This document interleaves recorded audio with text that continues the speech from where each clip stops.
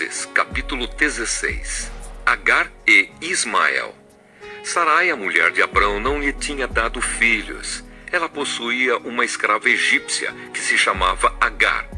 Um dia, Sarai disse a Abrão: já que o Senhor Deus não me deixa ter filhos, tenha relações com a minha escrava. Talvez assim, por meio dela, eu possa ter filhos. Abrão concordou com o plano de Sarai, e assim ela lhe deu Agar para ser sua concubina. Isso aconteceu quando já fazia 10 anos que Abrão estava morando em Canaã. Abrão teve relações com Agar e ela ficou grávida. Quando descobriu que estava grávida, Agar começou a olhar com desprezo para Sarai, a sua dona. Aí Sarai disse a Abrão: por sua culpa, Agar está me desprezando. Eu mesma a entreguei nos seus braços, e agora que sabe que está grávida, ela fica me tratando com desprezo. Que o Senhor Deus julgue quem é culpado, se é você ou se sou eu. Abrão respondeu: está bem, Agar é sua escrava, você manda nela, faça com ela o que quiser. Aí Sarai começou a maltratá-la tanto que ela fugiu. Mas o anjo do Senhor a encontrou no deserto, perto de uma fonte que fica no caminho de Sur, e perguntou: Agar, escrava de Sarai, de onde você vem e para onde está indo? Estou fugindo da minha dona, respondeu ela. Então o anjo do Senhor deu a seguinte ordem: volte para sua dona e seja obediente a ela em tudo. E o anjo do Senhor disse também: eu farei com que o número dos seus descendentes seja grande. Eles serão tantos que ninguém poderá contá-los. Você está grávida e terá um filho, e porá nele o nome de Ismael, pois o Senhor Deus ouviu o seu grito de aflição. Esse filho será como um jumento selvagem. Ele lutará contra todos, e todos lutarão contra ele. E ele viverá longe de todos os seus parentes. Então Agar deu ao Senhor este nome: o Deus que vê. Isso porque ele havia falado com ela, e ela havia perguntado a si mesma: será verdade que eu vi aquele que me vê? É por isso que esse poço, que fica entre Cádiz e Bered, é chamado de Poço daquele que vive e me vê. Agar deu um filho a Abrão, e ele pôs no menino o nome de Ismael. Abrão tinha 86 anos quando Ismael nasceu.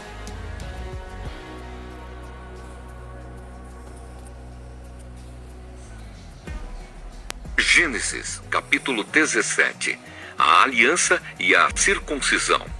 Quando Abrão tinha 99 anos, o Senhor Deus apareceu a ele e disse: eu sou o Deus Todo-Poderoso. Viva uma vida de comunhão comigo e seja obediente a mim em tudo. Eu farei a minha aliança com você e lhe darei muitos descendentes. Então Abrão se ajoelhou, encostou o rosto no chão e Deus lhe disse: eu faço com você esta aliança. Prometo que você será o pai de muitas nações.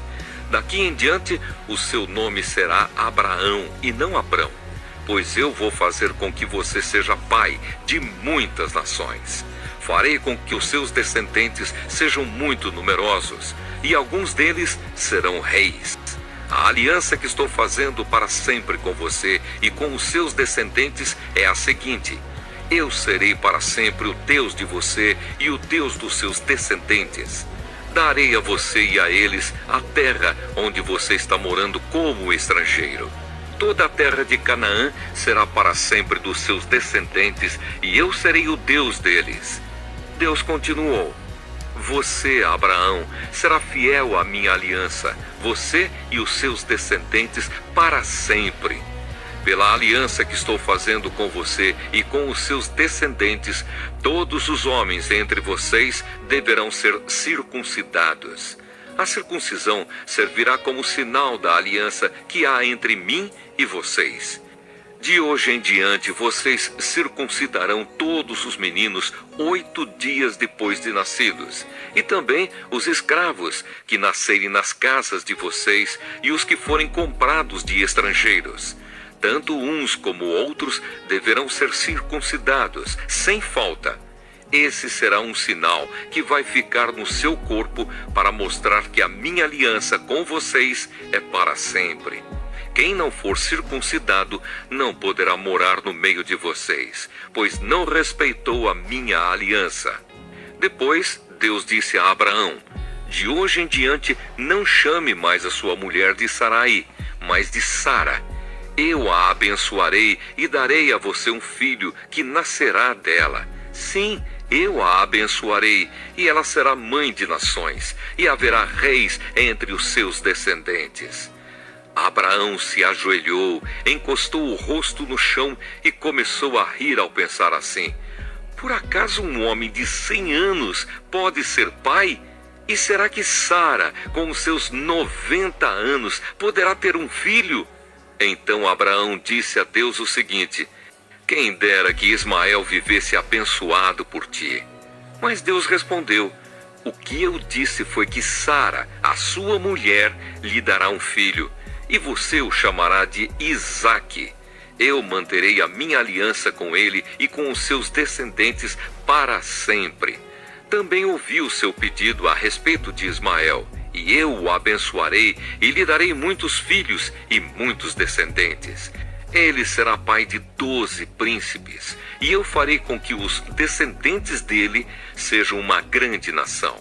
Mas a minha aliança eu manterei com Isaque, o seu filho, que Sara dará à luz nesta mesma época, no ano que vem. Quando acabou de falar com Abraão, Deus subiu e o deixou. Naquele mesmo dia, Abraão fez como Deus havia mandado. Ele circuncidou o seu filho Ismael e todos os outros homens da sua casa, incluindo os escravos nascidos na sua casa e os que tinham sido comprados de estrangeiros. Abraão tinha 99 anos quando foi circuncidado e o seu filho Ismael tinha 13. Os dois foram circuncidados no mesmo dia, e foram circuncidados também todos os escravos de Abraão, tanto os nascidos na sua casa como os que tinham sido comprados de estrangeiros. Gênesis capítulo 18. Deus promete um filho a Abraão. O Senhor Deus apareceu a Abraão no bosque sagrado de Manre. Era a hora mais quente do dia, e Abraão estava sentado na entrada da sua barraca. Ele olhou para cima e viu 3 homens de pé na sua frente. Quando os viu, correu ao encontro deles, ajoelhou-se, encostou o rosto no chão e disse: Senhores, se eu mereço a sua atenção, não passem pela minha humilde casa sem me fazerem uma visita. Vou mandar trazer água para lavarem os pés, e depois os senhores descansarão aqui debaixo da árvore. Também vou trazer um pouco de comida, e assim terão forças para continuar a viagem. Os senhores me honraram com a sua visita, portanto, deixem que eu os sirva. Eles responderam: Está bem, nós aceitamos. Abraão correu para dentro da barraca e disse a Sara: Depressa, pegue uns 10 quilos de farinha e faça pão. Em seguida, ele correu até onde estava o gado, escolheu um bom bezerro novo e o entregou a um dos empregados, que o preparou para ser comido. Abraão pegou coalhada, leite e a carne preparada e pôs tudo diante dos visitantes. Ali, debaixo da árvore, ele mesmo serviu a comida e ficou olhando. Então eles perguntaram: Onde está Sara, a sua mulher? Está na barraca, respondeu Abraão. Um deles disse: No ano que vem eu virei visitá-lo outra vez, e nessa época Sara, a sua mulher, terá um filho. Sara estava atrás dele, na entrada da barraca, escutando a conversa. Abraão e Sara eram muito velhos, e Sara já havia passado da idade de ter filhos. Por isso, riu por dentro e pensou assim: Como poderei ter prazer sexual agora que eu e o meu senhor estamos velhos? Então o Senhor perguntou a Abraão: Por que Sara riu? Por que disse que está velha demais para ter um filho? Será que para o Senhor há alguma coisa impossível? Pois, como eu disse, no ano que vem virei visitá-lo outra vez, e nessa época Sara terá um filho. Ao escutar isso, Sara ficou com medo e quis negar. Eu não estava rindo, disse ela. Mas o Senhor respondeu: não é verdade, você riu mesmo. Abraão pede em favor de Sodoma. Depois os visitantes se levantaram e foram para um lugar de onde podiam ver a cidade de Sodoma. E Abraão os acompanhou para lhes mostrar o caminho. Aí o Senhor Deus disse a si mesmo: não vou esconder de Abraão o que pretendo fazer. Os seus descendentes se tornarão uma nação grande e poderosa, e por meio dele eu abençoarei todas as nações da terra. Eu o escolhi para que ele mande que os seus filhos e os seus descendentes obedeçam aos meus ensinamentos e façam o que é correto e justo. Se eles obedecerem, farei por Abraão tudo o que prometi. Aí o Senhor disse a Abraão: há terríveis acusações contra Sodoma e Gomorra, e o pecado dos seus moradores é muito grave.